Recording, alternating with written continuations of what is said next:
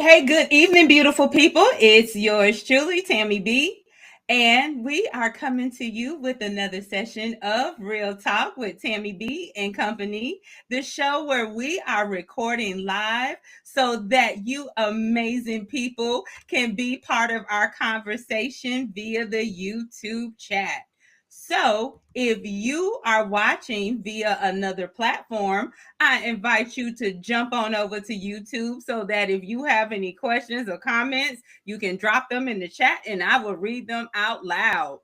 And before we get started, if you are on YouTube, please, ma'am, please, sir, feel free to drop questions and or comments throughout the talk. And I also want to ask if you are not part of our community, please join us as we are here weekly at 7:30 p.m. Eastern with new content, to which I am always extremely grateful for you amazing people being here with us this evening. And I do have to say, my peeps, one is running late. Cola has gotten stuck in traffic, so she'll be with us as soon as she can. And Shelly is working with a client, so he won't be joining us tonight, but Cola will be, so she'll be joining us. And Miss P, our Queen of Wisdom Wednesday, she's not with us as well, but y'all know we have Miss Sylvia stand back here holding it down with us. Hey, Miss Sylvia. Peace and blessings, everybody. Peace and blessings, Queen. Peace and blessings. And also, I want to add a little later, we're going to have two additions joining us. Miss Sylvia has brought a gentleman by the name of Rashad. Rashad is going to be joining us, and I know he has some very, very good information to share with us this evening. So I'm excited about that. And also my one of my bros, Alex the financial guru, is going to be joining us as well, so I'll tell you all more about Alex when he joins. So for the meantime, Miss Sylvia, how are you doing this evening, Queen? I am doing fantastically. Thank you very much. And I hope everybody else is. Penelope will be in the chat. She said she'll be in the chat. Okay, good. So she will see what I'm about to show next. So to the audience, last month I went to North Carolina A&T homecoming. So I got to spend time with the queens. And so y'all know I couldn't be with them and not take a picture and not share it with you guys. So I want to share the picture that we all took real quick. As soon y'all know what I have done, I have closed the picture out. OMG. Okay, so can't show y'all the picture. I'll try to pull it up later. Okay. But you can tell us how was your experience Oh, my experience at was the GHOE. G-O-G-G-Ho. So my experience is this. That was my second time attending, and they say it's the greatest homecoming on earth, and I had fun with the people that I was with, but the energy was off. So now I don't know if that's because of what's going on in the world right now, because we know the world is out of balance real quick. Oh, hold on, y'all. I got the picture. There go the picture. Y'all can see us. So y'all see Miss P and Miss Sylvia and yours truly. So yes, that was a couple of weeks ago. So I was so honored to be with them. But the Jiho experience, it was fun. I definitely had a good time. I would definitely challenge the greatest homecoming on earth thing. I would definitely. There is no challenge. It is known in the nation. It's the greatest home. Even people from VCU came for 10 years in a row. They said, we've never seen anything like this. But I agree with you. The energy was different. Mm-hmm. And I do believe it has to do with something esoteric or something. It was a different energy. I could feel that. Okay. And that's what I'm going off of like, because so okay, so you were talking to a native Floridian, and every year we have the Florida Classic in Orlando, which is Bethune Cookman and FAMU, and as a matter of fact, that's coming up in a few weeks. And so, like, the energy, the vibe is high, even though people like me only go for the band, but still, it still is like a good experience. I mean, a fun experience. With Jiho was fun, but I still, I was like, something is off. Something is off. So I hope they get it back together, because I think what next year's y'all 100 year is 100 I, next year. yes, yes. Oh And wow. it's going to be thousands of people here. Thousands. Yeah. Nice. Nice. Well, we will have to see. We will have to see. I look forward to it. And to the chat, hello, Shalonda. Thank you so much for joining us. And so, all right. So while we wait for our other participants, I do want to acknowledge, and y'all know I've been dealing with a cold the last couple of weeks. So I'm sucking on a cough drop, because y'all know the last thing to go is the cold. So that's what we're experiencing. And so excuse my little glitches, but that's what's going on. So we have crossed over into November. We have already shot out the Scorpios, because we know Scorpio season is in full throttle. To which, yeah, you got a Scorpio. Well, I'm on the cusp. I'm part Scorpio, part Sag, but but shout out to the Scorpios, and happy birthday to all born in the month of November. We say happy, happy, happy birthday to you all. And also, just to let you guys know, on the 22nd, yours truly will be hitting her double nickel. I will be 55. So I'm looking forward to that. And y'all know I like to share little facts about the month and the days. So did you know that November is considered to be National Caregivers Appreciation Month? So to all the caregivers out there, know that you're seen, you're valued, and there's a month, and there are even days to celebrate you, even though we celebrate you every day. So they give you the month of November. So shout out to all the caregivers, um, for your faithfulness and for the care and the service that you provide. So much love to you all on that. And it's also National Gratitude Month, to which I am always encouraging you all to find something to be grateful for. It can be something as simple as the air you breathe, the warm, cozy home that you have, because there are people that are homeless and don't have that home. The bed, whether it's soft or hard, people have their preferences. Just give thanks, and even your family or friends. You get the gist of what I'm saying. Be grateful, because the scripture says in all things to give thanks. Also, it is No Shave Vember, which is where the men don't shave for the month of November. So I guess it's time for the beard game to come forth. And I do believe that beards are sexy. I think gold teeth are sexy. I think clean face, shaven face are sexy too. So, but this is the month where they don't shave. I forgot the cause. I guess I should have refreshed my memory on what the cause was for why they instituted that.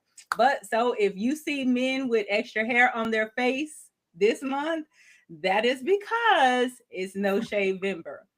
Now, I question, and I wanted the rest of my panel here, but Miss Sylvia and I got this. So, to the viewers, feel free, if you're in position to type, answer this question for the evening. Since it's World Gratitude Month, and it's the month of Thanksgiving, where we to give thanks for all things, what are you most grateful for?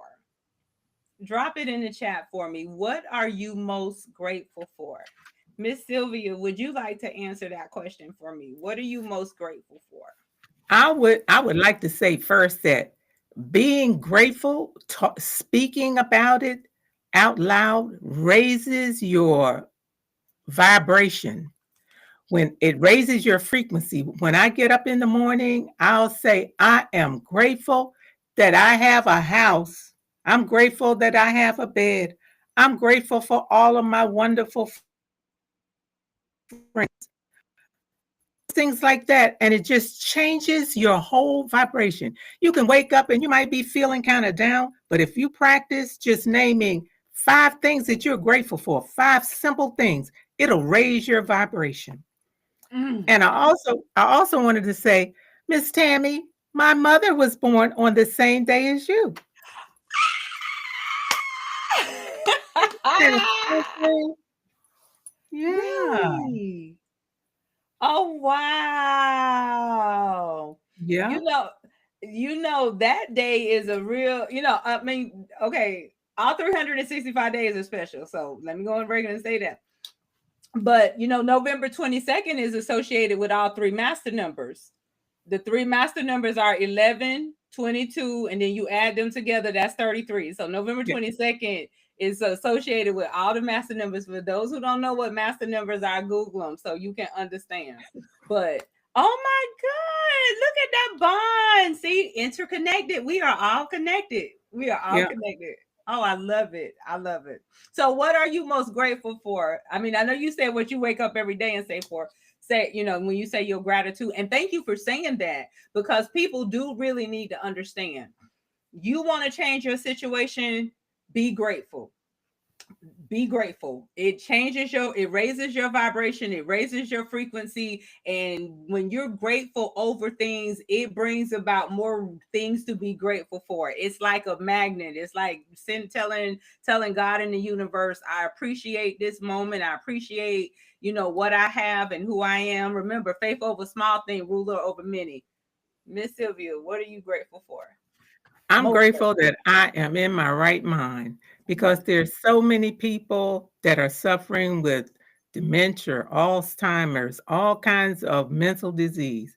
So I'm grateful that I'm in my right mind. I'm grateful that I'm leveling up day by day, becoming spiritually conscious, learning something every single day. I'm grateful that I have a mind that can take in all the things that help to benefit me in this school. I call the earth a school, this spiritual school. So I'm grateful for mental health. I'm grateful for physical health at my age. Yes. Wow. you know I don't Yeah. even know I don't even know what I would say to go behind that, because that's really kind of how I feel about life. I'm grateful, just like you say. I used to always hear in the church when people do their testimonial service. I don't know if they still have testimonial service in the church, Oh, but they they do. They do. so, and that's one of the things that you used to always hear them say. I'm thankful for being closed and in my right mind.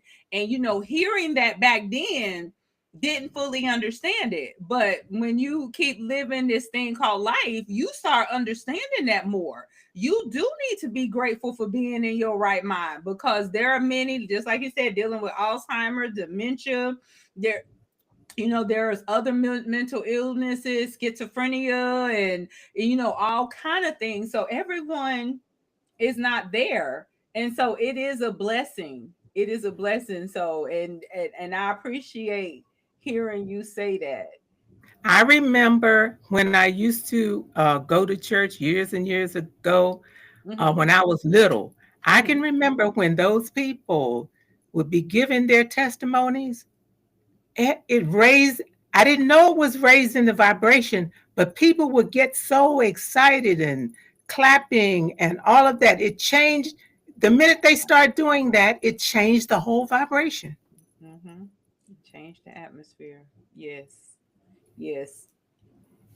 And and again, it's like interesting in saying that now, and wish knew that more in depth back then, that I fully understood what was going on. But yes, that is powerful. So thanks, being thankful, being grateful, being appreciative, of course, operating in the spirit of love.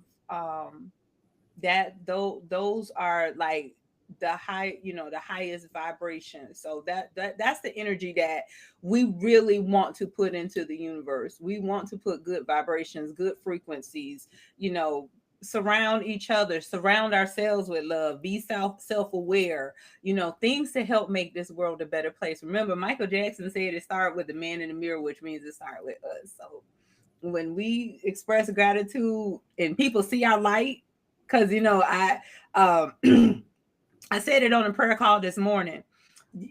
We're lights. We're supposed to shine. In these bodies, there's at the source of these bodies, these souls. I didn't go this deep with them, but at the source of it is light.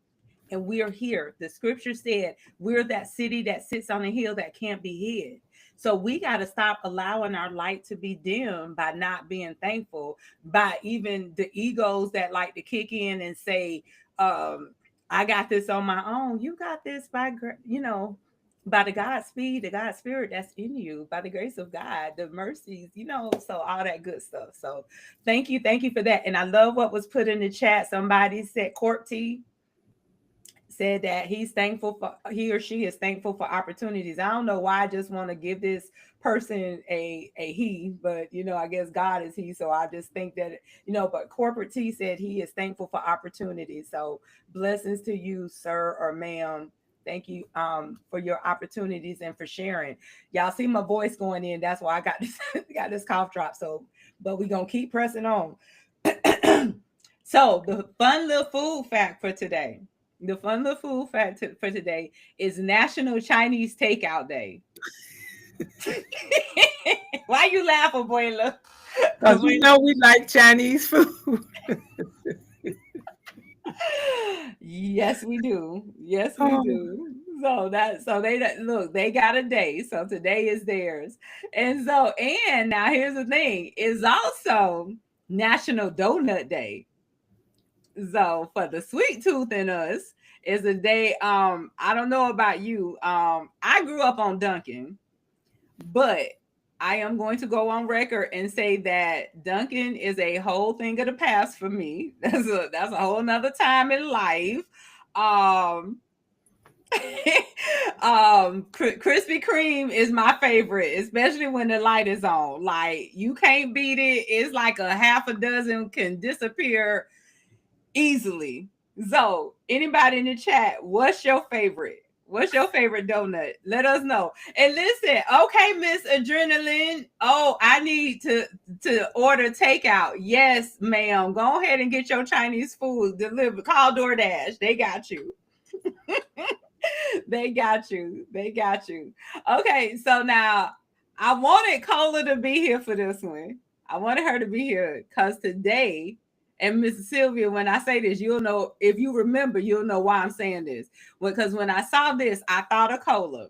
Today is National Love Your Red Hair Day. Why you think I'm thinking about Cola?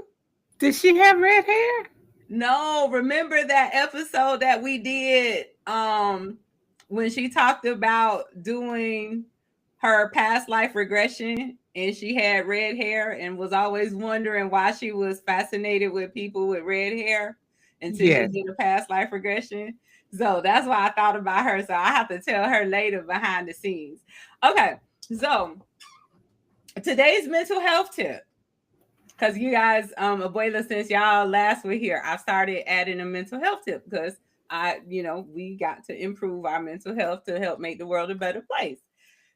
Ah, and look who just popped in. She must have known I was talking about her.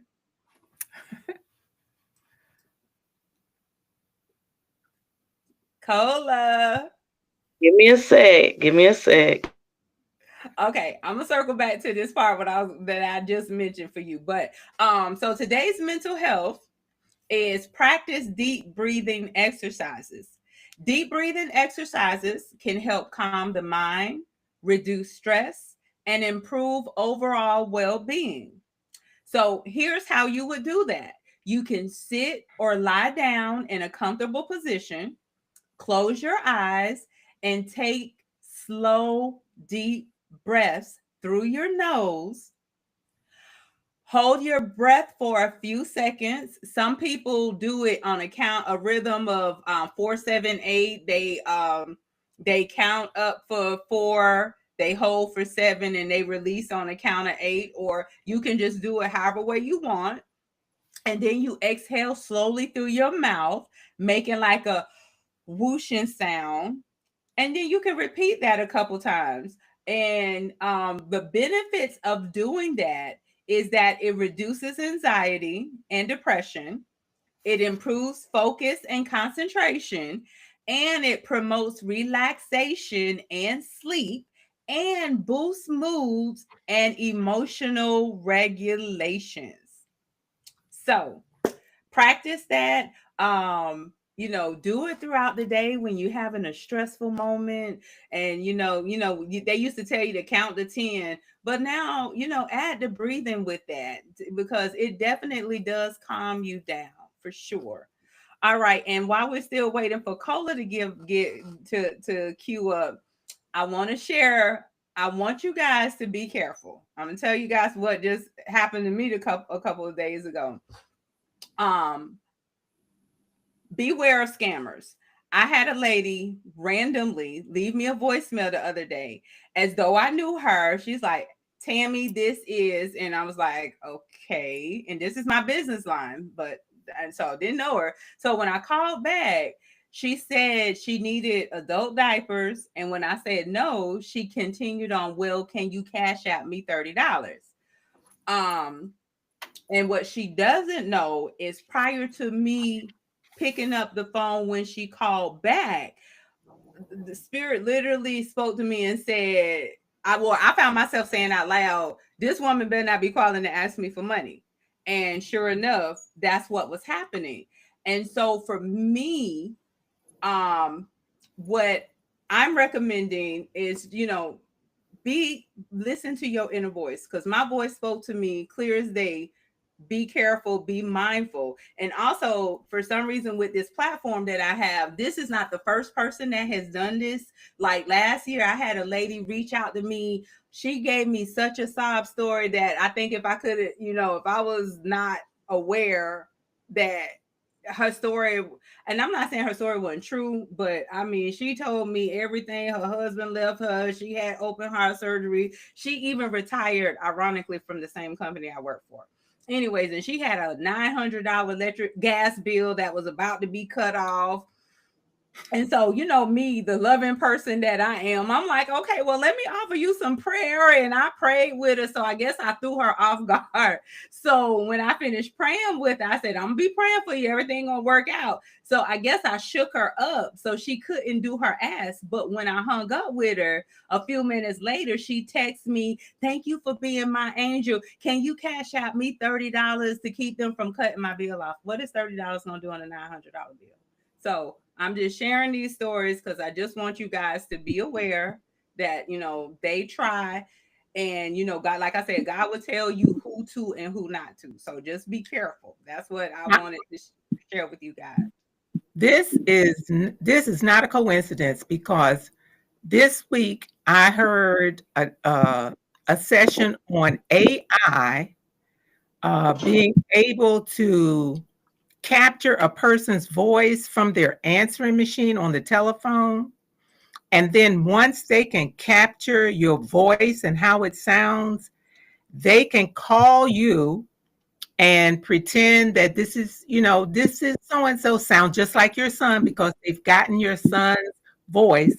And I need such and such a things. So I called my family and I said, look, I told them about that.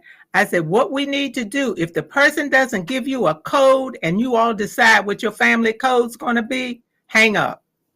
I like that. Remember we talked about that a couple of months ago. You don't remember? We actually talked about a code. Your voice. Oh, the voice. Yeah. We definitely talked about the voice. We definitely, yeah. AI is super sophisticated now. So yeah. I think I think it kind of helped with me because like I guess I am sounding like myself, but not sounding like myself. But yeah, no, ultimately what we're saying, guys, be careful, protect yourselves because they are relentless. They are relentless. Okay, so I see that Cola, you're sideways. I know you're trying to adjust your camera, but you're sideways. And I see Rashad has joined. Hey, Rashad. Hi there. How are you? Wonderful. How about yourself? I am here. I am here. We're pushing along. Anything I can do to support a woman named Sylvia Dean Standback, I'm going to try to do so. Well, I know she appreciated, and I definitely appreciate it for Absolutely. sure. For sure. Thank you so much for joining. So I'm going to allow you to introduce yourself, but I'm gonna give you just I'm gonna give one more second because I just got a text that Alex is getting ready to join. So I'm gonna introduce you both at the same time. And before I do that, I do want us also again to send our prayers and love and light and compassion to Jamaica and Cuba and all those areas that were affected by the storms. Some people lost everything, so we want to be praying for them.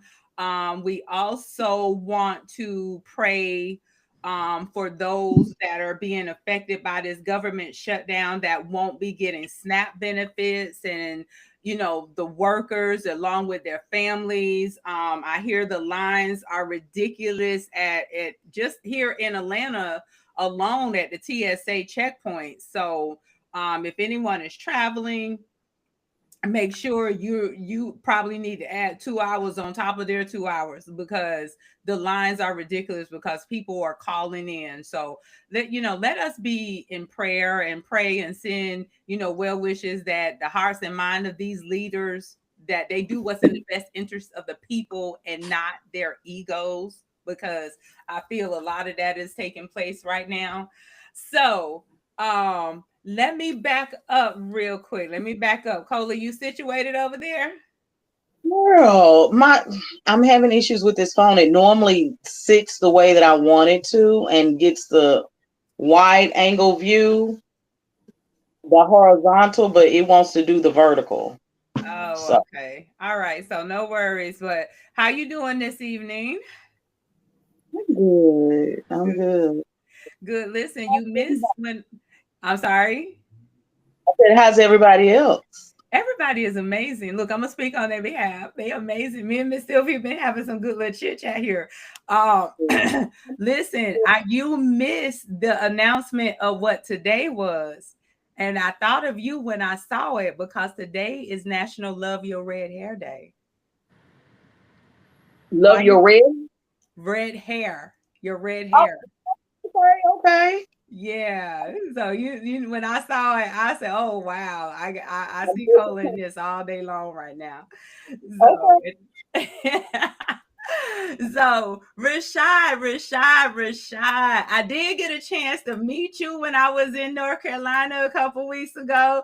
I think we was harassing you about the water, which you still never paid. My cash app is ... So so Right. you, so you can Right. send those coins when you get a chance, please, sir. Yes, Oh, thank you you. were over there annoying me. Yes, yes, yes. In Mother Standback's house. Okay. Absolutely. Nice to see you again. Likewise, likewise. So tell the people a little bit about yourself. I know you don't want to share Uh, everything, but just let uh, them know a little bit about Mr. Rashad.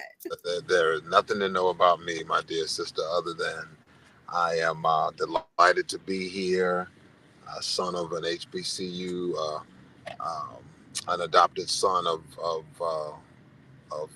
Mother Standback, and just grateful. Hopefully, I can offer a little bit of insight into tonight's conversation. But other than that, I'm just a brother trying to make it through another day. That's really it. He's too humble. I already know, because if you brought in one thing I know about you, Sylvia Stanback, if you invited him because you know he has some knowledge that he can share with the people that's gonna add value. So I already know he ain't fooling me. He ain't fooling me. But it look good on paper, Rashad. Don't believe the hype, sister. Trust me. All right. So listen, we're gonna jump right in. So Miss Sylvia, you, my love, it's in your hands. How you want to run the show tonight? Okay. Initially, we said that we were going to talk about the importance of historically Black colleges and universities. And the first thing I thought about was the fact that right now there are a lot of people that don't even know the history of Black colleges and universities. So I thought about that and I said, well, I need somebody that can really talk about the importance of I always have to say the historically Black colleges and universities because I forget the letters, but somebody that has attended a historically Black college and university and has attended the predominantly white universities. And you can really, really see some of the things that we're going to be talking about tonight. But I'd like to begin with this. I would like to ask, is there anybody in the chat except the graduates of this school that can tell me what was the first historically Black college in this country? University? What did you say, Cola? The Fisk University? No. Anybody in the chat? Yeah, go ahead, drop it in the chat. What was the first historical Black college or university in the country? In this country. It starts with a C and ends with a Y.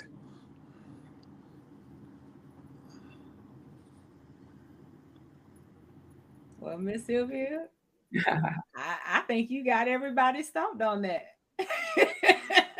And I think a lot of people are stumped on that one because you never hear anything about it.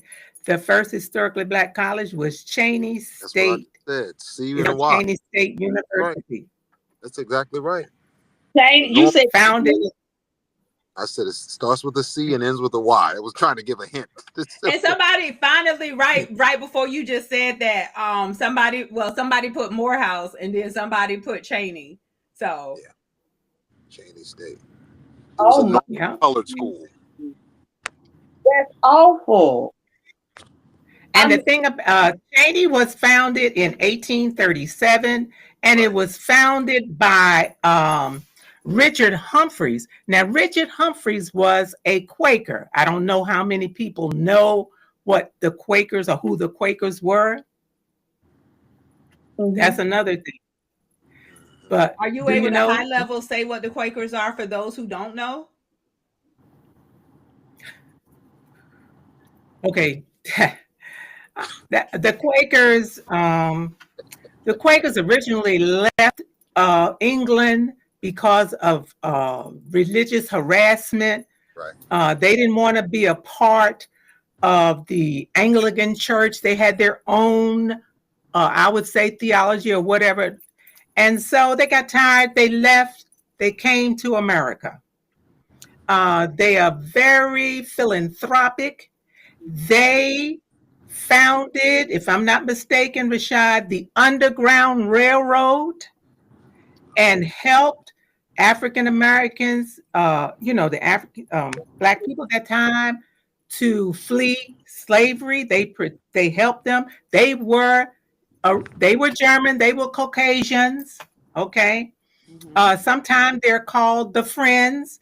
And there's a huge community here in Greensboro, North Carolina, and Guilford College here in Greensboro is a Quaker school where it was also a part of the Underground Railroad. And I think another thing to add, when you look at Quakers, you would associate or link them to abolitionists. Yes. They were, but there were some Black Quakers too, like Bayard Rustin was a Quaker. I mean, well into the 20th century. But to your original point, the first school was started by Quakers. But Mother Standback, I will say this, and I want to, I'm going to shut up because I know I'm known to talk a lot. But That's what you're here for. There's Exactly. a distinction. There's a distinction, my dear Queen Mother, between schools that were started by white abolitionists and Quakers. And do you know the first HBCU that was started, FUBU, for us, by us? There's a distinction there that a lot of people don't know. You know, the first historically black college that was started by formerly enslaved African people. Mm-mm. It's Morris Brown. That's Morris Brown. Okay. Tell us about it. A lot of people attribute that to Morehouse and Spelman because they were started at churches. There's a lot of history here that should be told, and there is told. You go look at the founding of many of our schools. Most of them were started in the basements or attics of these churches, of black churches, or they were, you know, given money. Like the Duke family gave money to start. You know, that's what you get. Spelman, Laura Spelman, who Spelman College is named after. But the first HBCU, historically black college or university, that actually was started by formerly enslaved Africans was Morris Brown. I think. Of course, it was linked. Got the specific year Morris Brown was founded in Atlanta. So Atlanta is got the March, but they're the first HBCU that was started by black people. And I think that's an important. I have to look the date up, and I don't want to get off, but yeah, that's an important distinction to also highlight. I agree. And Mary McLeod Bethune with $1.50. Yeah, that's started. Excuse me. Yeah, 1904. Yes, she started Bethune Cookman. $1.50. Wow. Bethune Cookman, and she was given a little bit of history there. You all know the name Janetta Betch Cole. Well, her great grandfather Abraham Lincoln Lewis was the first black millionaire in the state of Florida. And Brother Lewis donated a significant amount of resources for Dr. Bethune. They were friends to get the land to expand Bethune Institute. That was like a normal school back in 1904, where she started it. So, you know, they're all types of friends and associates that have invested in the vision of these schools, you know, these colleges and universities that were ultimately, most of them were training schools for blacks to become preachers, right? Because as you said, the linkage there was Quakers. So there was a religious component to many of these schools first starting. Hence, you have so many of these Baptist or AME or Lutheran or Episcopal. You can go down the list and see the variations of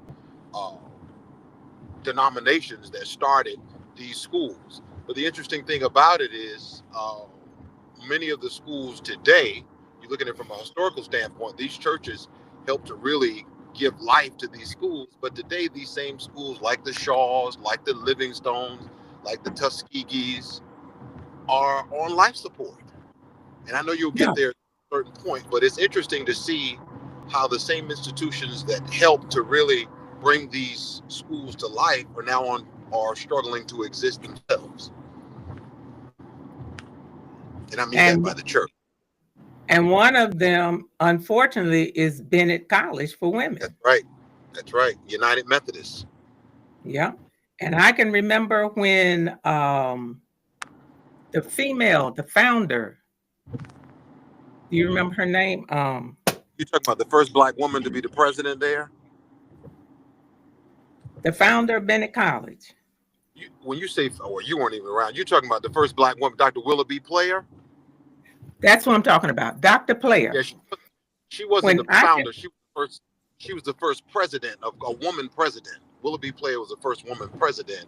And she was the one that A&T, and you can get into this because you were a student then, and when A&T and other schools were silent around the civil rights movement and didn't want to invite King, it was Dr. Willoughby Player who had the courage to invite King to Greensboro and to Bennett's campus to talk about the movement and how students, and 2 years later, that's, Greensboro laid the foundation for the civil rights, for SNCC and the civil rights movement when it came to student involvement. But yeah, Willoughby Player was a strong force and the first woman to be the president of Bennett. They had many men before her, but Willoughby Player was a powerhouse in education. And I can remember personally when my mother, who attended Bennett College, when I have a picture of my sister and I think we weren't even elementary school. And she was saying, this school is for them, talking about my sister and I. And the great accomplishments that occurred as a result of Bennett College, it's just such a shame to see the school of that historical magnitude meet its demise at this time. Wow. Yeah. I also wanted to, I don't want to take, too much. I'll also clip, if you don't mind, Tammy, about Cheyney, Cheyney State University.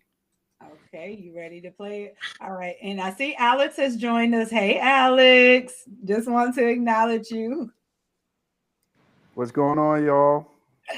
Hey, for those who don't know, Alex was with me when we first started this, and he started doing school and other stuff. He's Jamaican man. He has about 10 jobs and going to school for 100 degrees. So he had to pull away for a second, but he's on break. So I got him for a couple weeks. So he's going to be joining us for the next couple weeks. But Alex is a wealth of information as well. So, and a ball of energy. So welcome, bro. Thanks for being with us. All right, so let me play this video for you guys.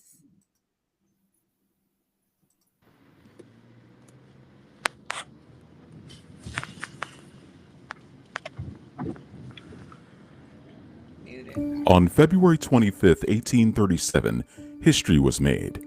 Exactly 185 years ago, the African Institute was founded in Philadelphia, Pennsylvania. Later renamed the Institute for Colored Youth and relocated to Cheyney Farm, the nation's first historically black college and university would become Cheyney University of Pennsylvania. Ultimately, Cheyney would become a sanctuary for generations of leaders, educators, activists, industrialists, entrepreneurs, and innovators. It is only fitting that as the nation's first HBCU, Cheyney has produced countless firsts. Alumnus Octavius Valentine Cotto was an educator, intellectual, and civil rights activist. Cotto was instrumental in the passage of the 15th Amendment to the United States Constitution in 1870, giving black men the right to vote. A statue of Cotto stands as the first public monument in Philadelphia to honor a specific African American. Cotto is Black history. Alumna Rebecca J. Cole became only the second African American woman in the history of the United States to earn a medical degree. She would go on to practice medicine in Pennsylvania and South Carolina for 50 years. In 2015, she was chosen as an Innovators Walk of Fame honoree by the University City Science Center. Cole is Black history. Alumna Josephine Yates served as head of the Natural Science Department at Lincoln University in Jefferson City, Missouri, becoming the first Black woman to head a college science department and the first Black woman to hold a full professorship at any U.S. college or university. Yates is Black history. Alumnus Julian Francis Abel was a prominent architect who contributed to the design of more than 400 buildings, including the iconic Philadelphia Museum of Art, Philadelphia's Central Library, and Widener Memorial Library at Harvard University. Abel is Black history. Alumnus Ed Bradley was an American journalist best known for his 26 years on the CBS News television program 60 Minutes, and was the first Black television correspondent to cover the White House. He received some of the highest awards for journalism, along with 19 Emmy Awards. Bradley is Black history. Alumnus Marcus Albert Foster was an American educator who earned national recognition for educational excellence while serving as principal of Gratz High School in Philadelphia and other educational leadership roles. He would go on to become the nation's first Black superintendent of a large city school district. Foster is Black history. Alumnus Craig Wellburn and his wife Diane Wellburn became the largest Black owner of McDonald's franchises in the nation. During his tenure as chairman and CEO of the National Black McDonald's Operators Association, Wellburn helped to increase the number of African American owned restaurants in the McDonald's system by 40%. Wellburn is Black history. Alumnus James Jim Ellis founded the first Black swim team in the country and was the inspiration for the movie Pride, starring Terrence Howard. In 2007, Ellis received the President's Award from the International Swimming Hall of Fame. His former swimmers have gone on to have successful careers in a broad range of fields, among them actor Kevin Hart. Ellis is Black history. Alumnus Robert W. Bogle joined the Philadelphia Tribune in 1970, selling advertising. In 1989, he became president and CEO of the Tribune, the oldest continuously published African American newspaper in the United States. For many years, Bogle has been a community leader, especially for the advancement of Black Philadelphians. Bogle is Black history.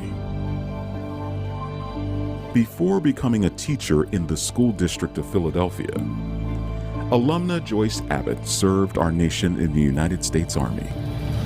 She is the inspiration for and namesake of the hit sitcom Abbott Elementary, written, created by, and starring Quinta Brunson, one of Abbott's former 6th grade students.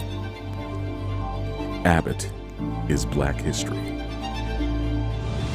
Since its founding, Cheney has endured the test of time, surviving the Civil War, the Great Depression, the Jim Crow era, the Great Recession, as well as multiple other recessions, the coronavirus pandemic, and countless other existential threats. In doing so, Cheney continues to produce the next generation of firsts. Cheney is Black history. That's it. Yeah. Yeah, I thought that would be, that's some information that we all, we need to know about. And although they kept saying Black history is world history. Black history is U.S. history. And it's not just, as we know, relegated to the shortest little month of the year, but it's world history, U.S. history. Nice. Yeah. Nice. Yeah, that was some very, Now, very good information. History lesson. Thanks for sharing. I never knew that. I never knew that that was the first HBCU. Yeah. Yeah, I didn't either. And as a matter of fact, the person who said it was Cheney was your granddaughter knowing me. She was like, yeah, because my grandmother, Queen Sylvia, because she honestly thought it was Lincoln first. So yeah, thank you for that. oh, let's talk about Lincoln. Let's talk about Lincoln. Now, are any Hoovers in the chat? Like Clarence Hoover? If he is, he'll come on. Well, anyway, Lincoln was the first university to give a certified degree. And Lincoln is also in Pennsylvania. But the thing that I know about Lincoln is it produced some of the greatest Black African leaders. And I was fortunate to meet some of them when I worked overseas. Great African leaders. Graduated, was it Nkrumah? Graduated from Lincoln University. Yeah. Hidipo Hamtania graduated. I met him. President of Namibia graduated from Lincoln. Yeah. Nice. He recently passed away. Nice. All right. So do you have any notes that you want to share with us, or how are we going to move tonight? Well, I actually wanted Rashad to give his input on how he felt historically Black colleges and universities were important. What I was going to kind of talk about is how the Black culture was depleted as a result of integration. And Rashad, you want to go first, or you want me to do my little blurb on how I felt how Black culture, not I felt, how Black culture was depleted as a result of integration? I don't know if well, anyway, I'll just go on. I want to read this. Yeah, he's probably frozen. Frozen. I want to read this quote from Dr. W.E.D. Du Bois. He said, I have become curiously convinced that until American Negroes believe in their own power and ability, they are going to be helpless before the white world. That was W.E.B. Du Bois. And how it lends to the depletion of Black culture as a result of integration, we lost our power. We lost our power and a cultural power, because when you're in a historically Black environment, your culture is dominant. But when you're taken into a Eurocentric culture, that will become the dominant culture. And it's almost like it kind of hinders your cultural history, because the dominant, predominantly white schools, they're going to emphasize their culture and minimize our culture. So that was a part of integration that kind of hindered us. And another thing, the arts, music, traditions that you usually get in the historically Black colleges and communities, they're eliminated, like stepping, our music, gospel, jazz. All of those things are lessened when you go into an integrated, predominantly white university.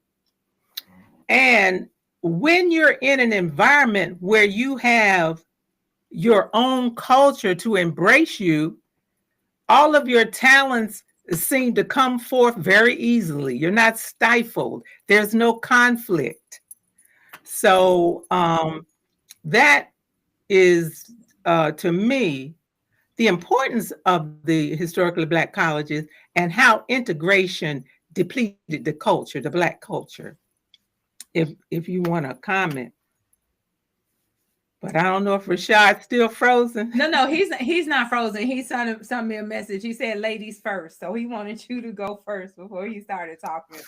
Now I want to give this last example of how the culture is depleted. My sister, Shirley Bernstein, who passed away several years ago, she attended North Carolina A&T with me. I'm older, so I had been there a year. She came in as a freshman. And my sister was what I call, she was a scholar. Some people would say nerdy. She was a 4-point student. And when she came, she was very serious about education. She said, "You all not serious. You party too much. And you're this and you're that." And I said, "Give yourself a break. Relax. Enjoy yourself." Well, to make a long story short, she decided that she was going to take the full scholarship she had received to Temple University because she was an A student in high school in Philadelphia, and she was the president of an all predominantly white high school. They voted her president, so the president automatically gets a full academic scholarship to Temple U. So she decided she's going to leave A&T and go to Temple U. This is what happened. Number one, they gave her nervous hives. When I saw my sister's back and her skin and all the blisters, I said, "What happened? I told you not to leave and go to that school." Some of the things they would do that she mentioned was she would be the only African American in the class at that time at Temple. And the professor would say things like, "Oh, I know you Black people want civil rights." Now, they were trying to get her to respond in a negative way so that they have a reason to suspend her or to keep her from progressing. But she was determined not to talk, not to respond to them, consequently giving her nervous hives. So when it was time to graduate, she refused. She said, "I will not march with them." And the school policy was, if you're a student at Temple University and you graduate, it's mandatory that you march in the commencement ceremony. So we got a lawyer who was an alum of Temple University, a rich man that I used to work for, a Jewish lawyer. I worked for him every summer when I was not at A&T. In the summers, I worked in this law firm. He made sure that she didn't have to march. But I'm saying these are the kinds of things that stifle our culture when we get into a predominantly European cultural environment. So I have one just like your sister. When before I became an RN, I was an LPN. And in that program, I happened to be one of the very few minorities in that nursing program. In a town that was predominantly white. And they would try to find ways to kick people. You know, nursing program is stringent anyway, period. And they would try to find reasons to suspend or either release or put out, simply just kick out some of the minority students. And from the very beginning, there was only about 4 minority students in the classroom. And by the end of it, I was the only little chocolate thing graduating because I was determined not to let them push me into a situation that would give them the power to kick me out because I saw the game.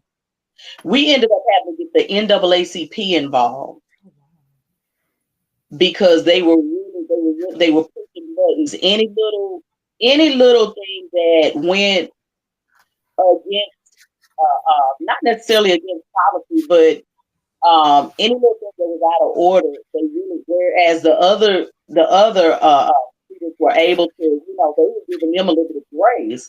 We weren't getting grace at all. So I had to make sure I was a stickler about everything, every test result that I had. I made sure I checked it according to one of the other student test results to make sure they weren't taking extra points, because you have to maintain a particular grade point average. I mean, from every single angle, they were really trying to come at us, and we had to get the NAACP involved. One girl ended up dropping because she just did it too stressful. She didn't even want to go through it. It was just too stressful for her.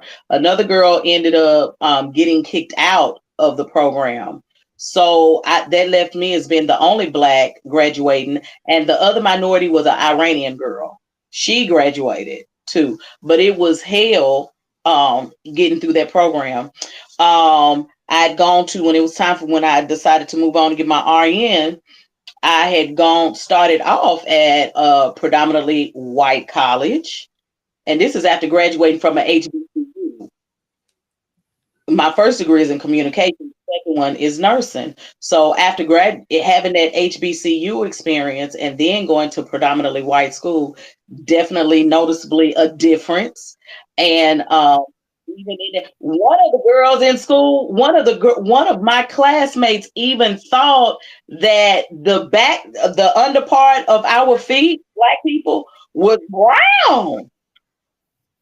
And asked me, what does the under part of our, Black people's feet look like? I said, well, why would you ask? What kind of question is that? And she said, well, my father told me that it was brown like a some animal. I said, no. And I said, the under part of my feet, there is pale just like yours. Just like it's no different at all.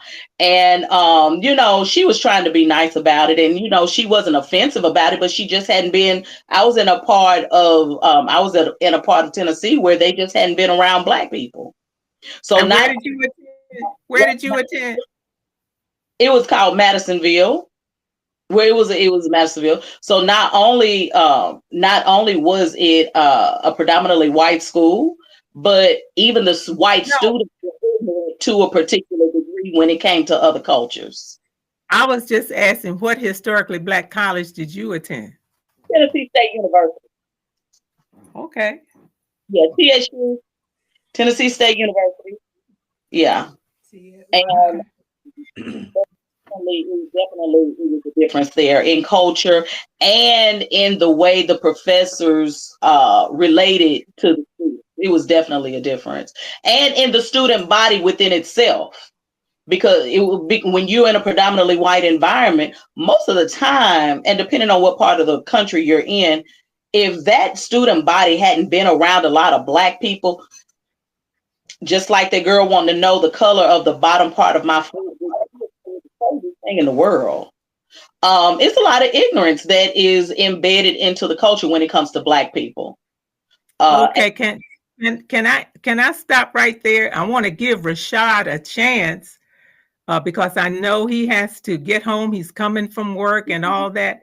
Can I give him a chance to speak? Are you there, Rashad? I think he is frozen for real now. Uh-oh. While we're waiting on him, somebody put in the chat, Martin Luther King said, I fear I may have integrated my people into a burning house. Yeah, he said that. But just like Black students, I want to continue. If you don't mind, Cola, I want to continue with the part I was talking about, how integration depleted our culture, if you don't mind, and I'll come back in the end and we can do more comments. One of the I hope you can hear me now. Can you hear me? Yes, we can. Oh, good. Okay. One of the things that happened, Black students had to code switch, and I want to find out if anybody understands it. Altering their behavior, speech, and mannerisms to fit the dominant culture. Now, Rashad. Come on, Rashad. Oh boy. Code switch. Thank you, sis. I appreciate you. Thanks a lot.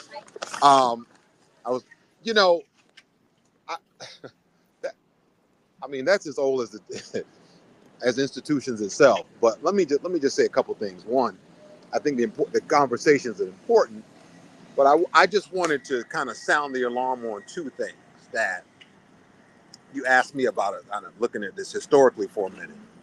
Well, the way I look at it is through this lens that HBCUs have kind of done a few things. One, they've been sounding the alarm since 1837 that Black lives matter, Black education matters, Black forward progress matters, and developing a generation of leaders that are not only concerned about making money, but about using what they have, what they've been endowed with academically, to help change the conditions of an oppressed people.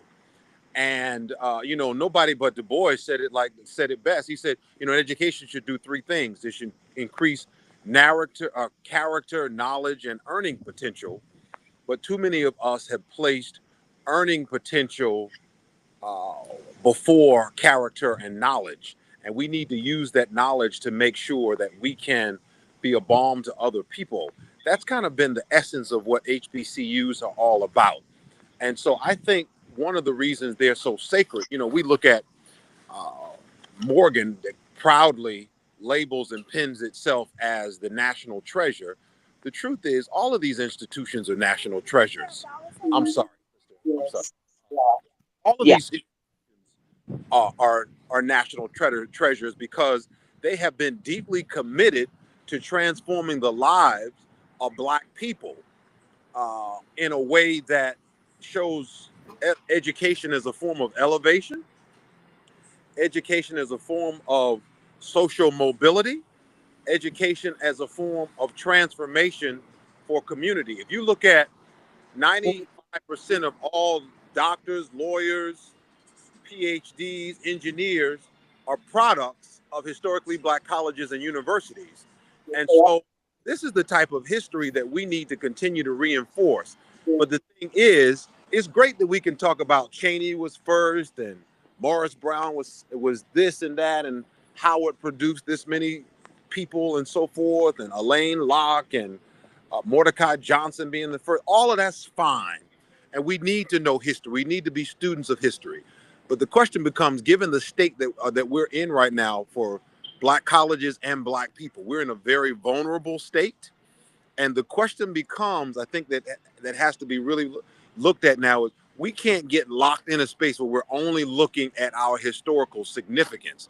Historical significance should inform and color and impact our contemporary relevance. And if we're going to be, and that's one thing Sylvia Stanback has always said to me, we got a lot of people who are educated, but very few people who are conscious. She used to say that all the time when I was a student at A&T. And we've got to have more conscious people willing to link what they have with their commitment to improve the conditions of our people. So if the federal government won't do it, we can collectively. It's how these HBCUs were organized and sustained by people who were deeply committed to using what little they had to advance the race for generations to come. I think we've kind of lost that to an extent right now. And that's why we're in such a fragile state. So that would be my kind of sounding the alarm that we've got to have a awakening and a revival, if you will, not from so much a spiritual standpoint, but from a social and educational and a moral standpoint. We've got to have people that we're produced that produce another generation of leadership who cares. There was a guy by the name of, Lord, I can't even think of it. He was the first Black dean of Howard University's law school. And he was the, his name is escaping me right now. But anyway, there would be no Thurgood Marshall without this guy. And I'll think of his name in a minute. But he went to, it was Benjamin Mays, it was Mordecai Johnson that brought him to Howard, because at that time in the 1920s, Howard was a nighttime operation for their law school. And Thurgood Marshall wanted to go to University of Maryland's law school, but of course he was denied in the 1920s because of his race. And so Charles Hamilton Houston is his name. Charles Hamilton Houston. he sat in this guy and he told I'm sorry, what's his name? Mordecai Johnson said, I need you to transform this nighttime operation into a world-class university, law school for Black people. And he did so with a matter of years, but it took a lot of work. And he had friends on the Supreme Court, like Louis Brandeis, the first Jew, actually, who helped him out. But he often told these students in his class, including Thurgood Marshall, that your job is not to come and just get an education and go and be a lawyer.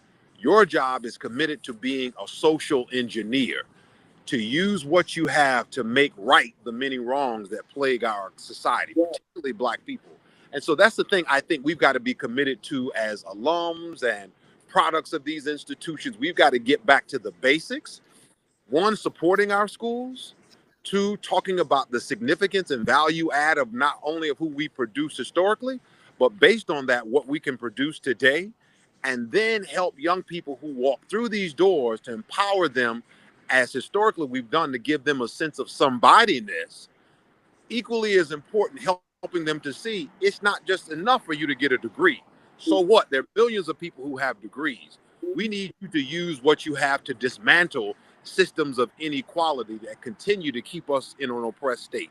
And I don't think if and until that happens, we will never get out of the muck and the mire that we're in. So we've got to use, yes, it's important to talk about what we've done historically, but what have you done for me lately, baby? And that is to say, how can we use the impact and the essence of HBCUs today to make a difference and sounding the alarm of how Black lives matter today?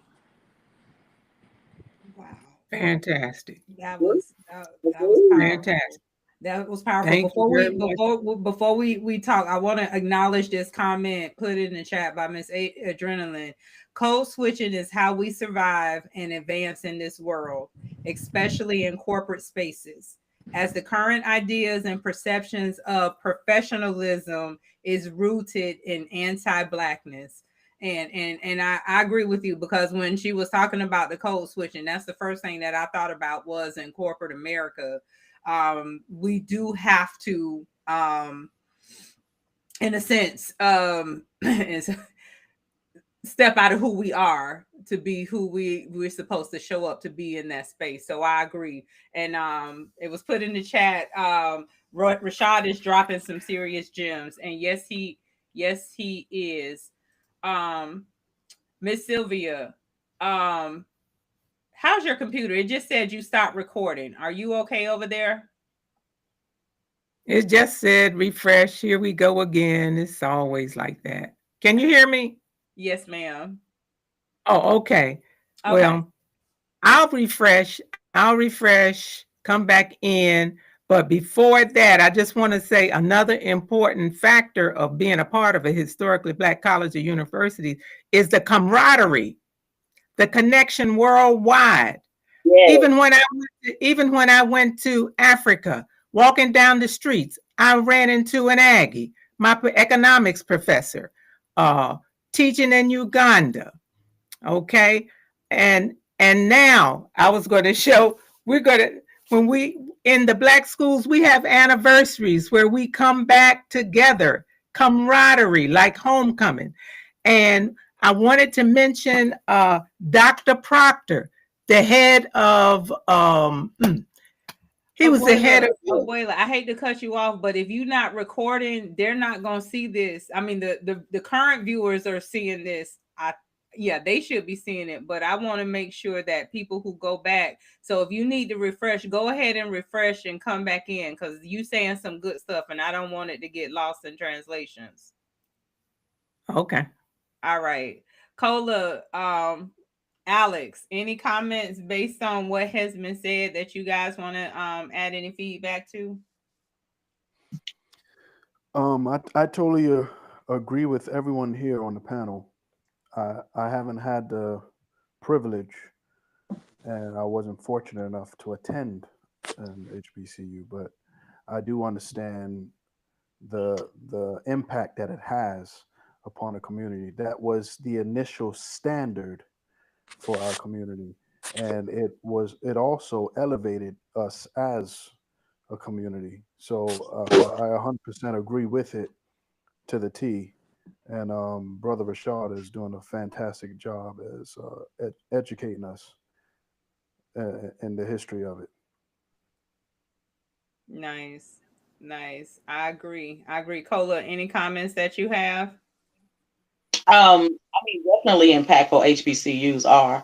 You can, when you look at most of, I think somebody mentioned earlier, most of our Black doctors, and especially because I'm in the medical field, when I come across a lot of the Black doctors, a lot of them started at HBCUs, and graduate, a lot of them started from HBCUs.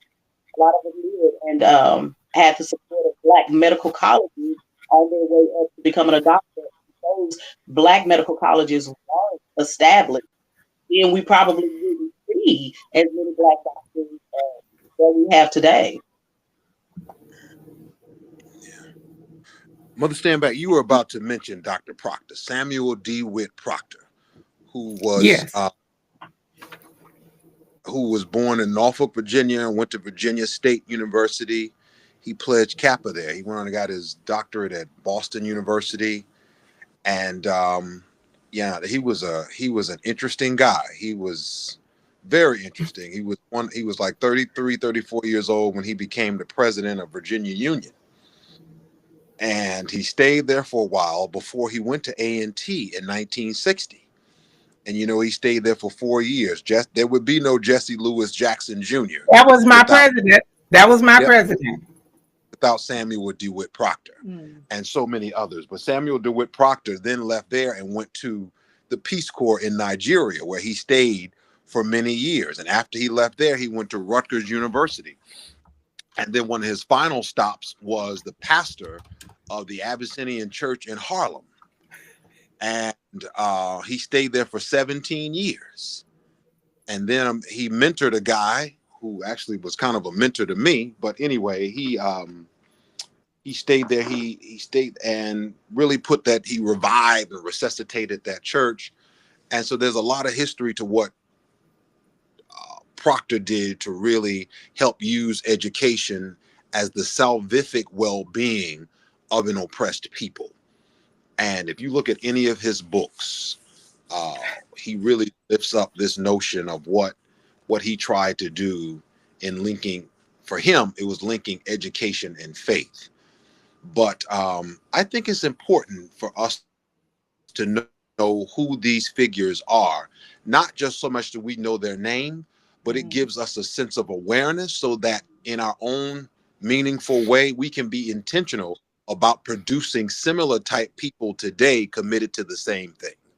That's what I'm saying. That's the part I think I want to be able to just stress the most, that we've got to be able to produce a leadership and young people who care today. And one thing that yesterday proved in New York City is that young people and others are craving and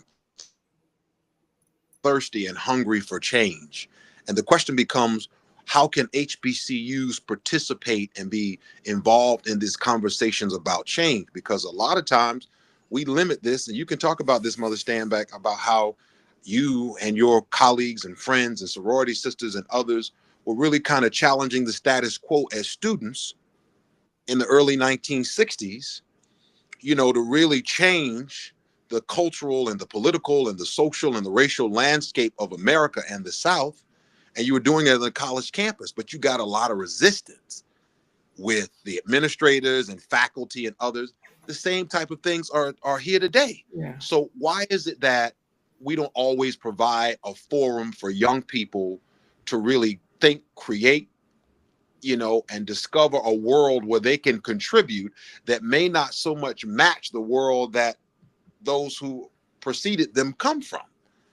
And so I think one of the things that's most important here is that HBCUs continue to make sure that we are intentional about providing this forum for young people to wrestle with ideas and theories so they can go out and change the world. If not, we're miseducated.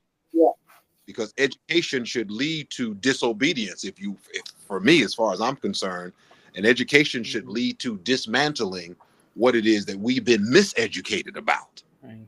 Now, I want to say this. This is what's happening at North Carolina A&T State University, talking about, to your point, what is stifling students today is integration, where qualified African American professors are being displaced by unqualified European and foreign professors that don't like our children. That's what's happening today at not only North Carolina A&T State University. Across the board. Yes. Across the board. Yes. Integration, in once all again. Of these. But it's not only so. Yes, it's an aspect of integration, but it's continuing to stifle young people's ability to see themselves in these roles. Yeah. Because the reality is this: you cannot be what you do not see. Yes. So if you want to see another generation of professors and thinkers and administrators and activists and agents for change, they have to see that. A lot of these schools, I don't know if any of you read this article that came out 3 or 4 months ago, maybe 5 months ago, in the Times about this challenge, this epidemic we're having, this crisis in the village, if you will, of Black men who are not being enrolled in HBCUs. Howard, they were talking about, had less than 20% of their students are Black men. Well, look, if you're not producing a leadership that cares, and if they don't see themselves there, you can focus all day on the student. But if the students don't have mentors, they don't have guides and advisors, they don't have people they see that they can model, then it's going to be challenging for them to get them in, and more importantly, to get them out. So I think what you're saying is spot on about, yes, integration, but about being really committed to developing another generation of scholars, of servants, of leaders. And how do we do that if young people are not exposed to others? And we're missing out. I never forget what one of my professors at A&T, Claude Barnes, would say 20 some years ago. He's like, every student in here needs to make sure you're very careful and you doing all you can to excel. And he said, make sure, I want to see at least 3 or 4 of you come back here to teach, or at least go and get your doctorate. Because if you don't, in 20 years, there will be no department, and there will be no Black men or women who are teaching here, particularly Black men. What the hell happened? 20 some years later, our department is dismantled. All of our professors retired. There are no more Black men with PhDs really in this. Now, this is not to take away from Black women, but we got a crisis. Yeah. We got a serious crisis right now. If we don't really kind of buck up and approach this and find some strategies, historically Black colleges are just going to be HBCUs in name only in the next 5 to 10 years. I wanted to chime in and ask a question. And Miss Sylvia and Rashad, if you can comment, do you think that the disenrollment or the lack of enrollment for Black men, do you think sports plays a major factor in it? Because, you know, before, like in my parents' generation, there was 3 top careers. There was civil engineering, or engineering, period. Engineering, lawyers, and doctors. That was the 3 top. If you were to go to school in any of those fields, that was the top thing ever. Now, this generation is able to become, you know, extremely wealthy in a fraction of the time, just by picking up a basketball and putting it inside of a goal, or getting a touchdown, or, you know, kicking a ball 200 yards. Do you think that's what contribute? Because I agree. Integration has definitely made such a major impact when it comes to forcing our community to commingle and get education elsewhere. But what about sports? It's dominated by us. Now, I want to address that. Mhm. The first athletic conference in the United States was the CIAA conference, a Black conference. Yes, Black people are the best in sports, academics, science, you name it, due to melanin. We know all about that. But so here's what happened. They dismantled the CIAA and incorporated in the historically Black colleges and universities, split them up into all these other European conferences, taking all of the professional football players and basketball players, taking them out of historically Black schools, focusing them into the predominantly white schools. These people never stop. We have to learn to get in front of them be more forward in our thinking. They dismantled the CIAA athletic conference to make sure all of the top high school athletes are funneled into the other European, I call them European athletic conferences. That's a part of the strategy. You're absolutely right. Sports was important. Wow.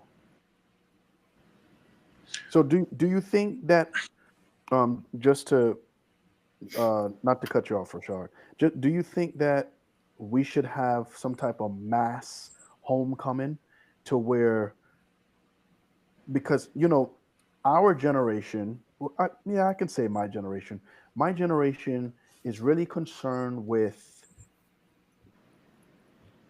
just having the status. We don't need the education. What we're taught is that we don't need the education to back it. Mm-hmm. You can shortcut your way to status.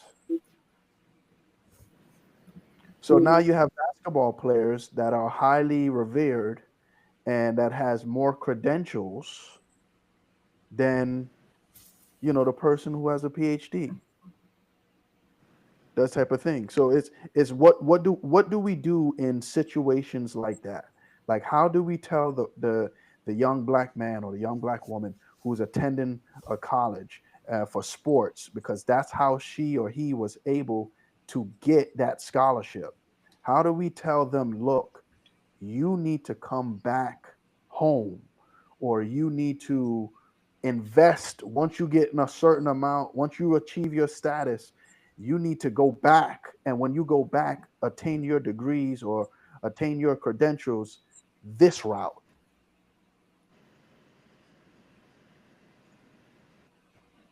Oh, good question. Now, and before you answer, Ms. Abuela, let me read this chat. The cost of education is also an issue. The PWIs have the resources to offer the money to our students. And unfortunately, that's where a majority of our children are going because of that. So I also want us to address that as well. But go ahead, Ms. Sylvia. Yeah, that's basically what I was getting ready to say. But it's left to your generation, Alex, you come up with the solution.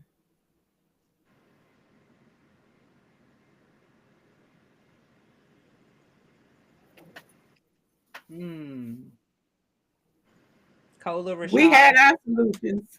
Him, but it is an issue. We're simply being bought. We're simply being bought. That's just really what's happening. And HBCUs just don't have the money to compete with that. They have the money. They have the money. They have the money.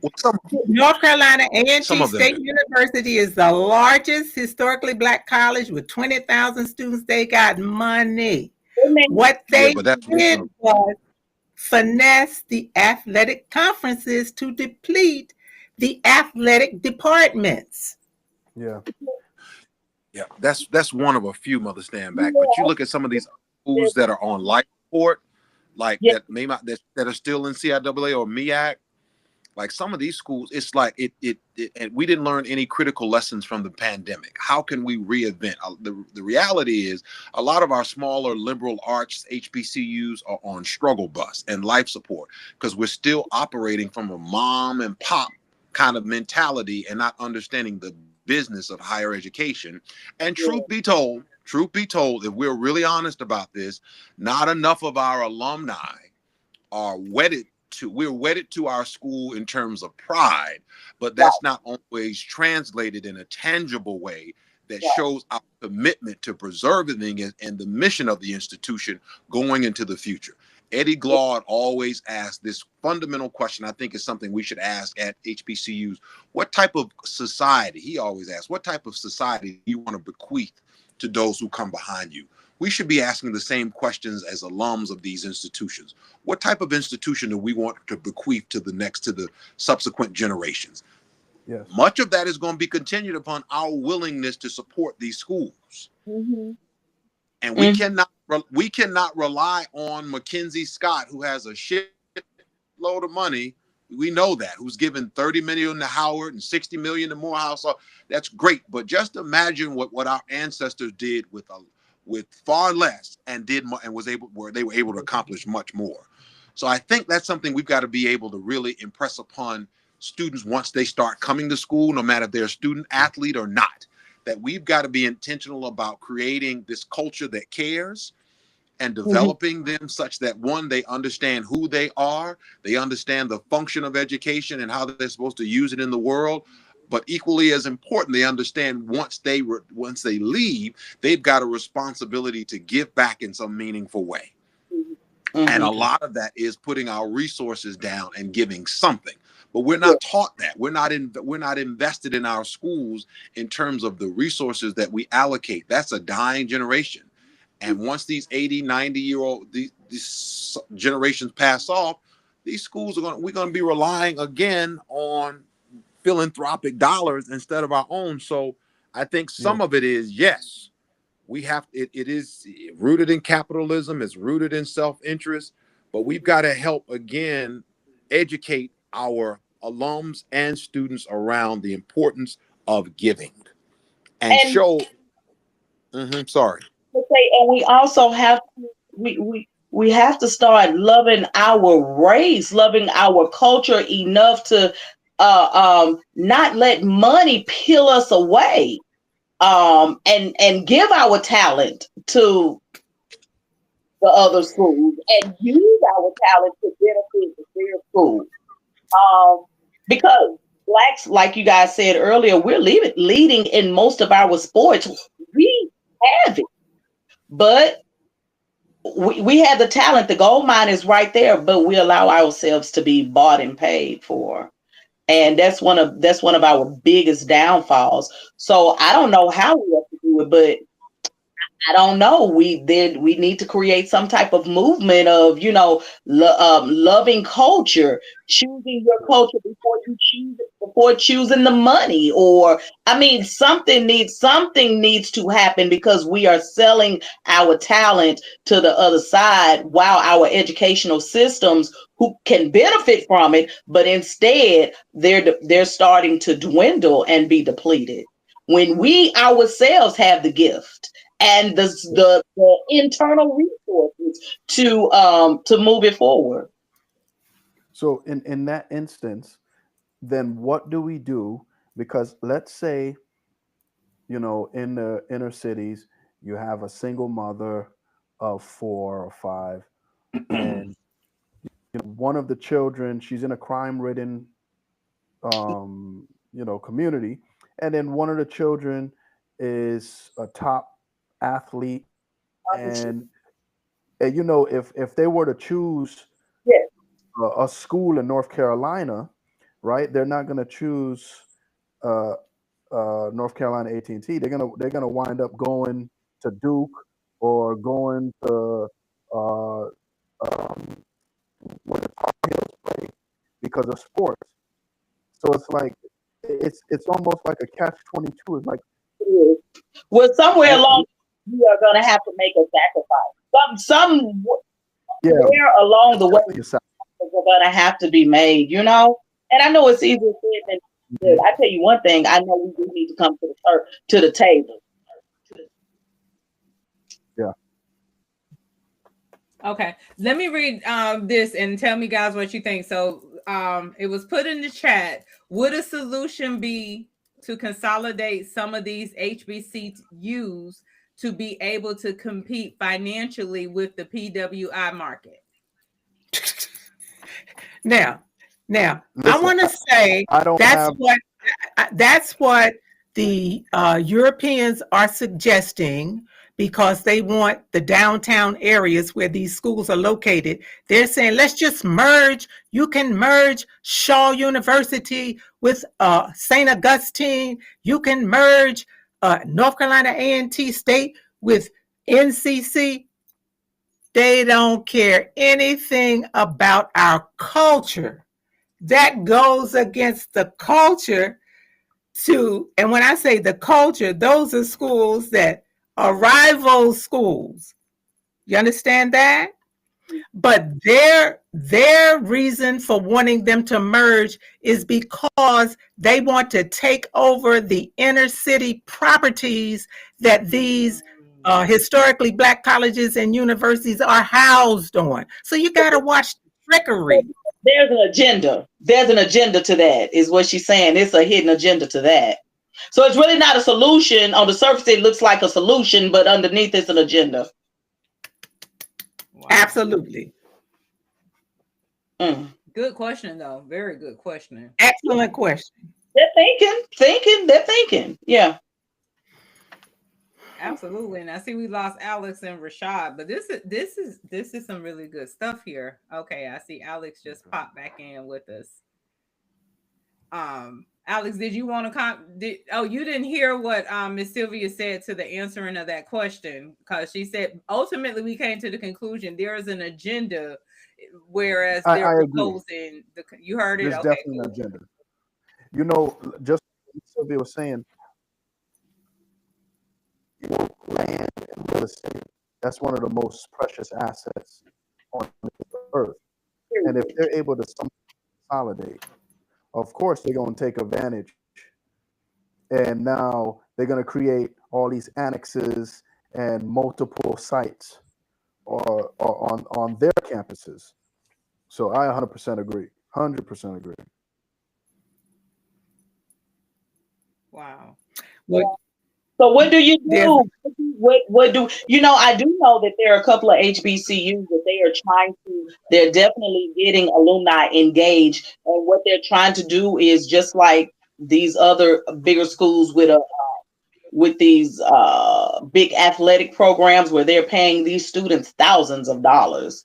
I have noticed that some of the HBCUs, they are trying to do the same thing. They're creating programs. I don't know if you guys have kept up with that, but they are really, I don't know if they've turned it into a nonprofit organization or not, but they are creating programs in which they can pay their athletes too. And I mean, it's grassroots, but they're doing it. It's grassroots work, but they are really doing it. They're not able to pay as much as the other PWIs are paying, but these HBCUs, they're definitely trying to do something. They're just not sitting back twinkling, they're just not sitting back idle-minded. They are really putting their minds to work. They're not sitting back twiddling their thumbs. They're really trying to do something. So I do see that we're trying in different ways. We're trying. Indeed. Go ahead, Miss Sylvia. One of the things that I see is going to be a plus, and I can only speak from, my North Carolina A&T, is getting rid of the present AD, athletic director.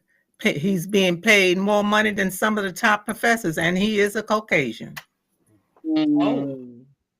So Norfolk State and some other colleges, this is the strategy they're using. They're bringing in Michael Vick at Norfolk State.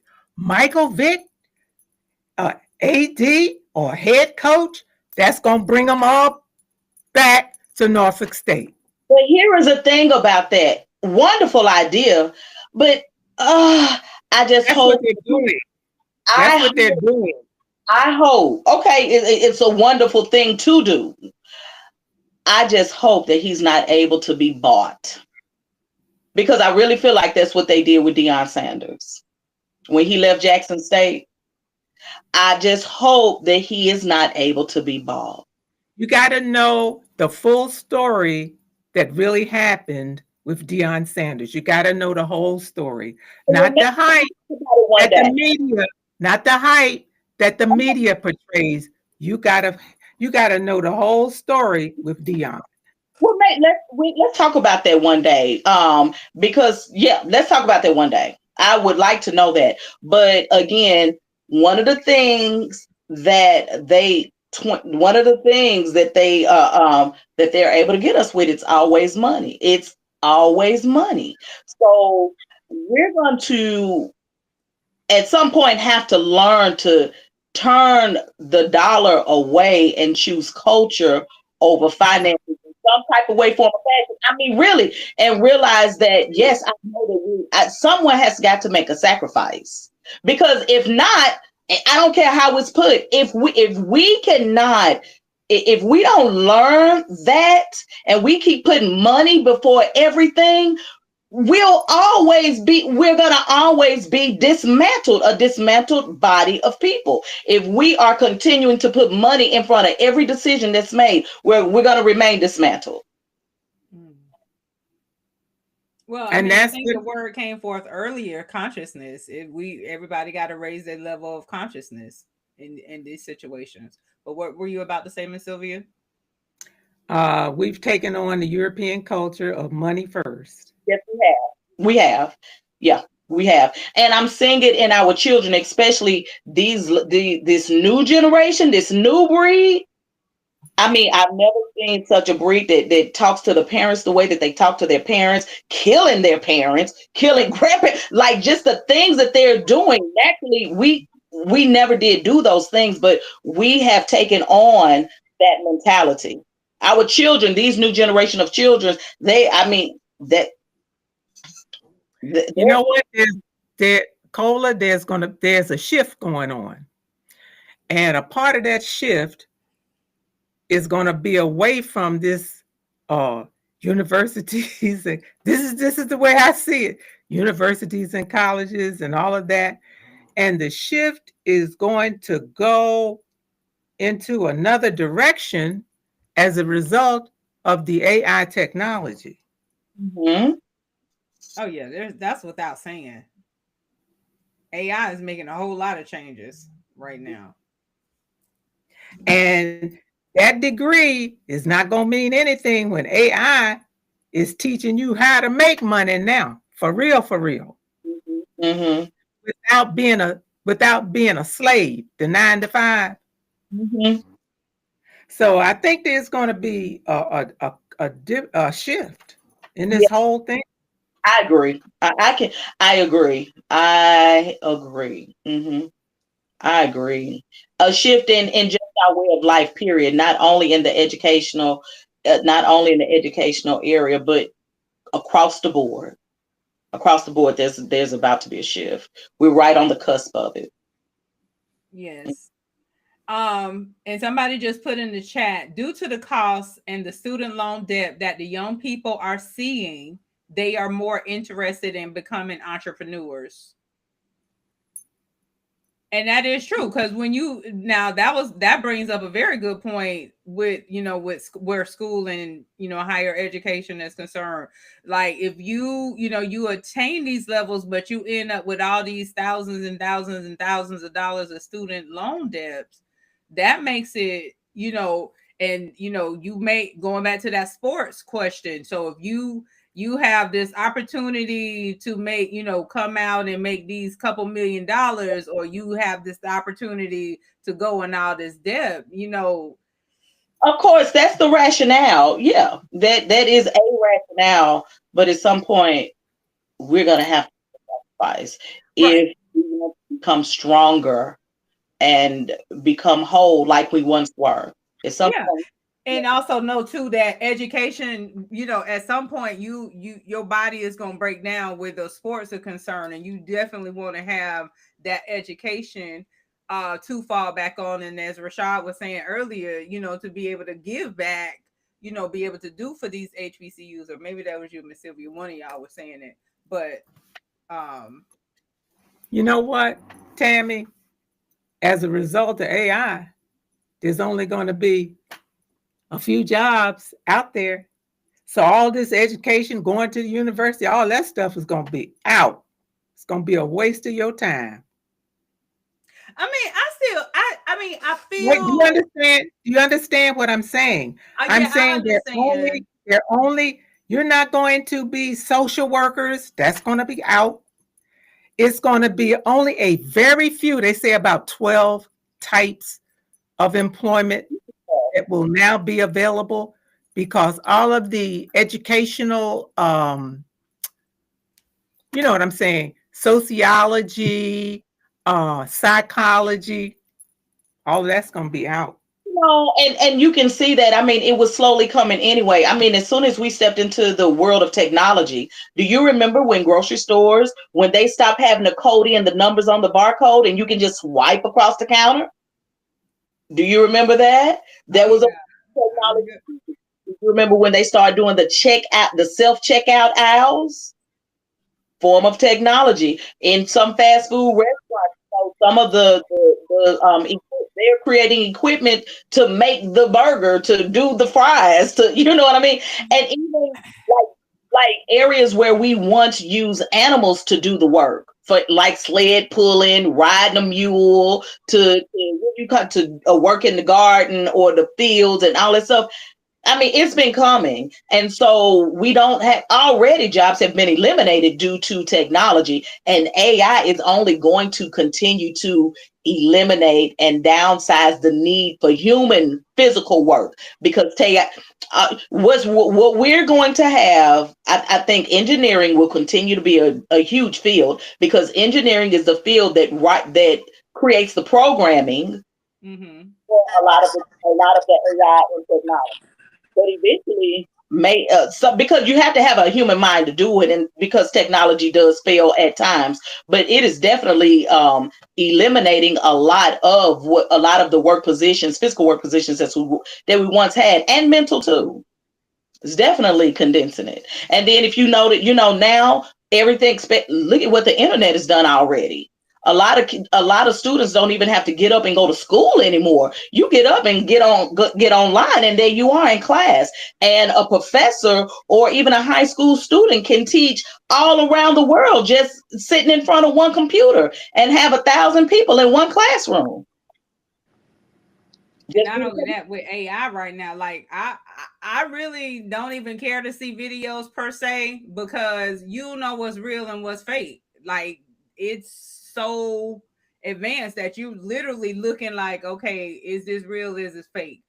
And they even have like robots. My son sent me a whole video of a robot. Literally, I forgot what the robot was doing now, but they cooking your dinner, they doing stuff. Like, AI is going to a whole nother level. And this robot was like cleaning this. I mean, it's almost like you don't even need a maid. All you need to do is just buy you a robot.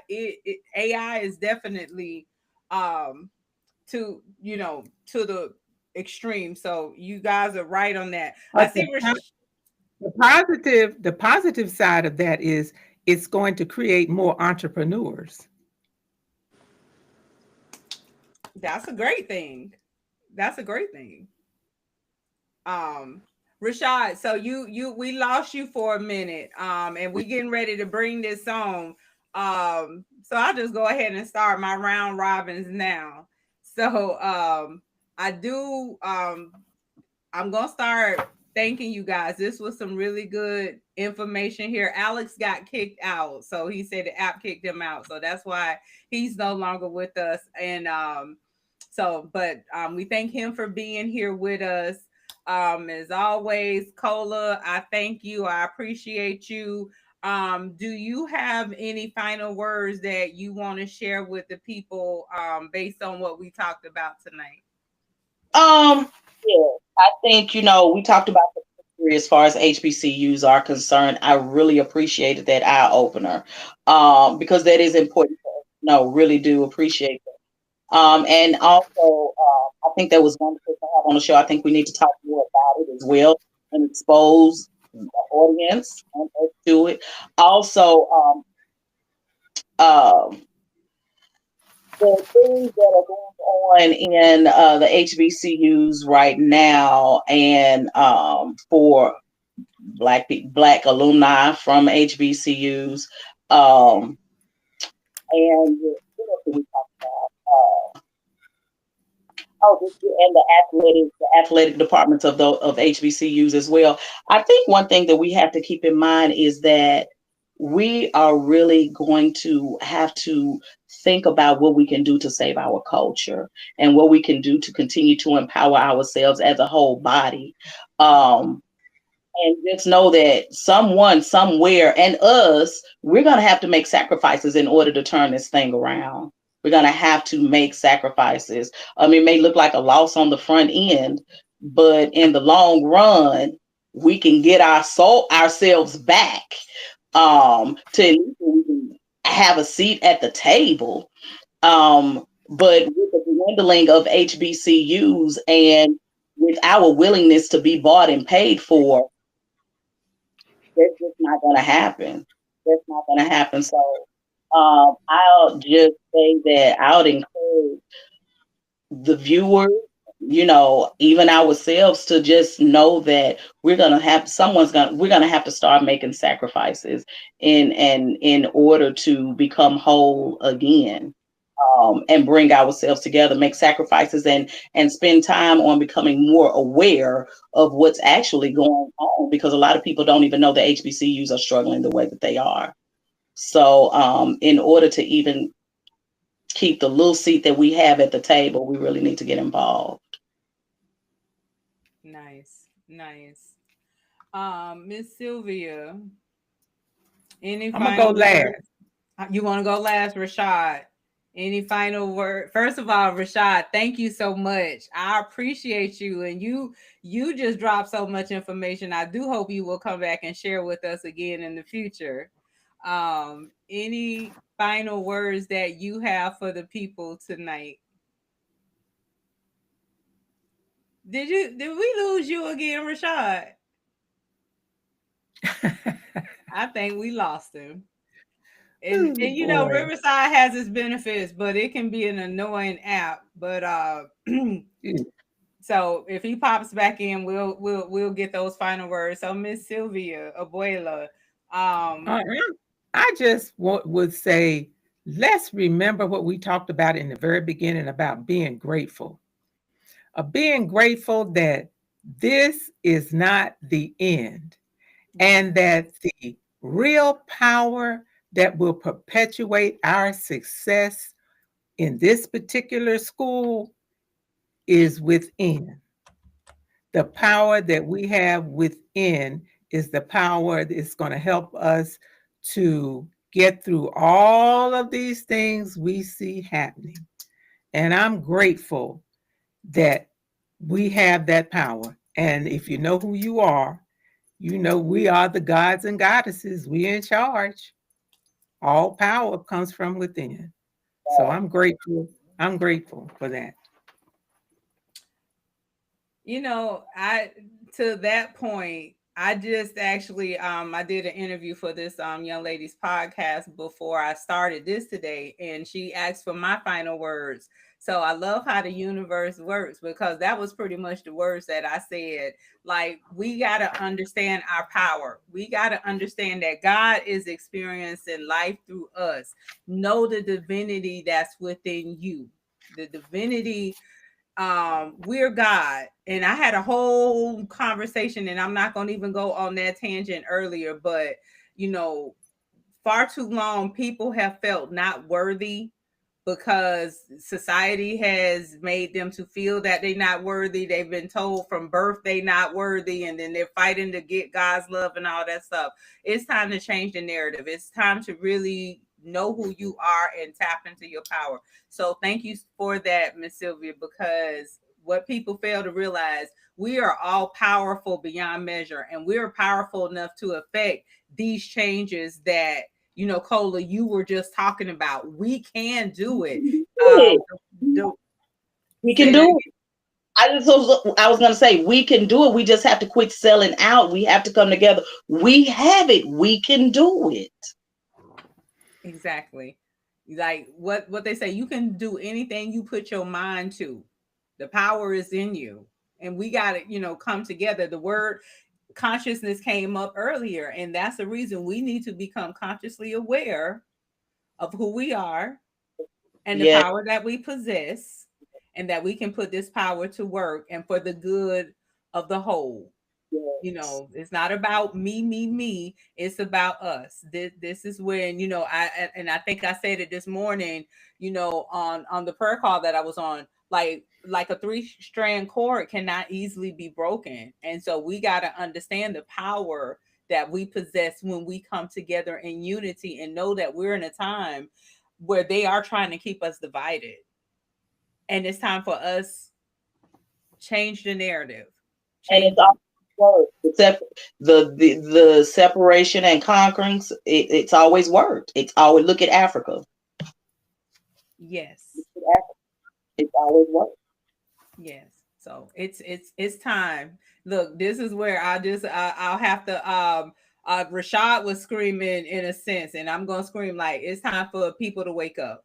It's time to wake up. It really is. And go search that out. What does that look like for you? But there are a lot of things that we as people got to wake up to.